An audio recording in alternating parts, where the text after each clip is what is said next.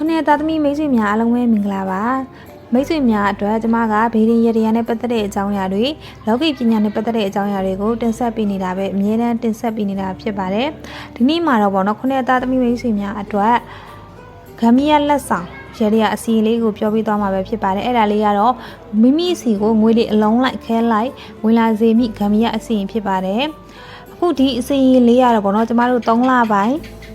2025ခုနှစ်3လပိုင်း14ရက်နေ့တနေ့အတွက်ပဲအဲ့ဒီနေ့မှာပဲပြုလုပ်ရမယ့်ရတရားလေးပေါ့နော်ဟုတ်ကဲ့ပါ3လပိုင်း14ရက်နေ့တနေ့တည်းအတွက်ပဲပြုလုပ်ရမယ်2025ခုနှစ်3လပိုင်း14ရက်နေ့မှာပဲပြုလုပ်ရမယ်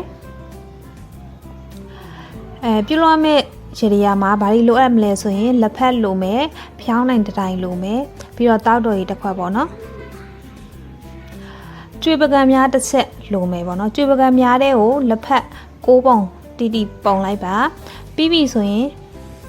ဖျောင်းနိုင်တစ်တိုင်းထုံးမယ်ပေါ့နော်ဖျောင်းနိုင်တစ်တိုင်းကိုတက်တက်ပကံများလေးခံပြီးတော့ထုံးမယ်ပြီးတော့တောက်တော်ကြီးအေးလေးတစ်ခွက်လိုအပ်တယ်ပေါ့နော်ပြီးကြတော့ဗလာစာရွက်တစ်ရွက်ပေါ်မှာမိမိစီကိုပေါ့နော်ငွေတွေဝေမာစေငွေတွေဝေမာစေငွေတွေဝေမာစေဆိုပြီးတော့ရေးပြီးပြီဆိုရင်လက်ဖက်ပကံများရဲ့အောက်မှာတင်ပြီးတော့အိမ်ရဖျားမှာကတ်လူပူဇော်ရမှာပဲဖြစ်ပါတယ်ကျွေးပကံများတစ်ဆက်ထဲမှာလက်ဖက်6ပုံပုံရမယ်ပြီးတော့ဗလာစာရွက်ပေါ်မှာငွေ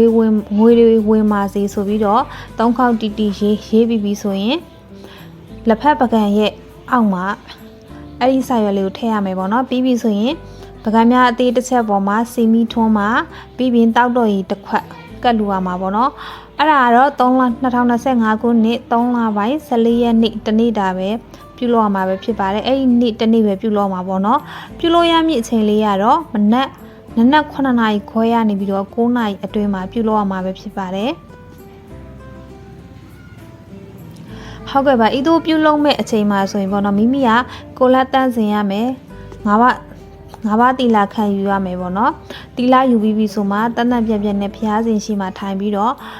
လက်ဖက်ရယ်စီမီရယ်ပြီးတော့တောက်တော်ကြီးတစ်ခွက်ရယ်ကတ်လူပူဇော်ပြီးတော့ဆူတောင်းမှာဖြစ်ပါတယ်ဤသို့ဆူတောင်းခြင်းအပြင်မိမိထံကိုပေါ့နော်ငွေတွေအလုံးလိုက်ခဲလိုက်ဝင်လာခြင်းမှာပဲဖြစ်ပါတယ်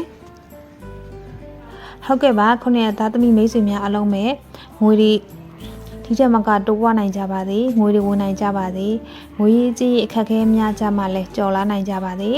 အားလုံးကိုကျေးဇူးတင်ပါတယ်ကျမကတော့ဆရာမအေဂရီမိုးမြင့်ပဲဖြစ်ပါတယ်ရှင့်